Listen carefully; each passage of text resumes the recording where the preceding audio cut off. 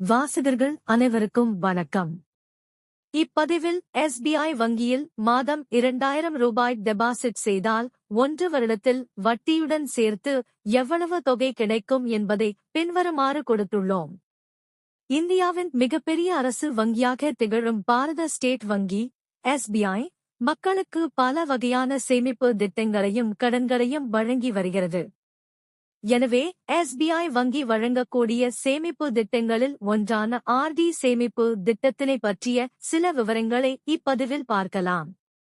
அதாவது, நீங்கள் ஒரு பாரத ஸ்டேட் வங்கி வாடிக்கையாளராக இருந்து ஆர்டி சேமிப்பு திட்டத்தில் முதலீடு செய்தீர்கள் என்றால் அதற்கான வட்டி எவ்வளவு, குறைந்தபட்சம் எவ்வளவு டெபாசிட் செய்யலாம் போன்ற விவரங்களை இப்பதிவில் பார்க்கலாம். எஸ்பிஐ வங்கியின் ஆர்டி திட்டத்தில் குறைந்தபட்சம் 100 ரூபாய் முதல் டெபாசிட் செய்து கொள்ளலாம்.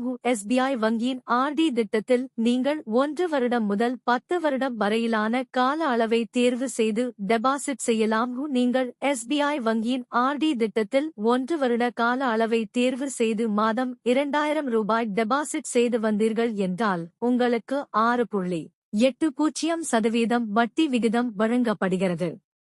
எனவே 6.80% வட்டி விகிதத்தை வைத்து கணக்கிடும்போது 1 வருடத்தில் உங்களுக்கு மொத்த வட்டி தொகையாக 899 ரூபாய் வழங்கப்படுகிறது. எனவே நீங்கள் 1 வருடத்திற்கு பிறகு நீங்கள் செலுத்திய தொகை மற்றும் வட்டித் தொகை சேர்த்து மொத்தமாக 24,899 ரூபாயினை பெறுவீர்கள்.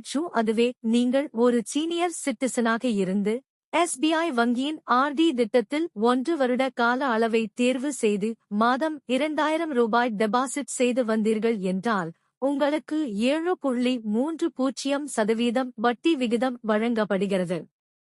எனவே 7.30% வட்டி விகிதத்தை வைத்து கணக்கிடும்போது 1 வருடத்தில் உங்களுக்கு மொத்த வட்டி தொகையாக 965 ரூபாய் வழங்கப்படுகிறது. எனவே நீங்கள் 1 வருடத்திற்கு பிறகு நீங்கள் செலுத்திய தொகை மற்றும் வட்டித்தொகை சேர்த்து மொத்தமாக 24,965 ரூபாயினை பெறுவீர்கள். எஸ்பிஐ வங்கியில் ஆன்லைன் மற்றும் ஆஃப்லைன் மூலம் ஆர்டி அக்கவுண்ட் ஓபன் செய்து கொள்ளலாம்.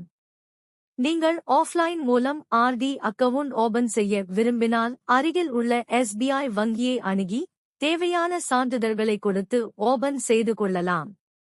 ஆன்லைன் மூலம் ஆர்டி அக்கவுண்ட் ஓபன் செய்ய விரும்பினால் நெட் பேங்கிங் மூலம் ஓபன் செய்து கொள்ளலாம்.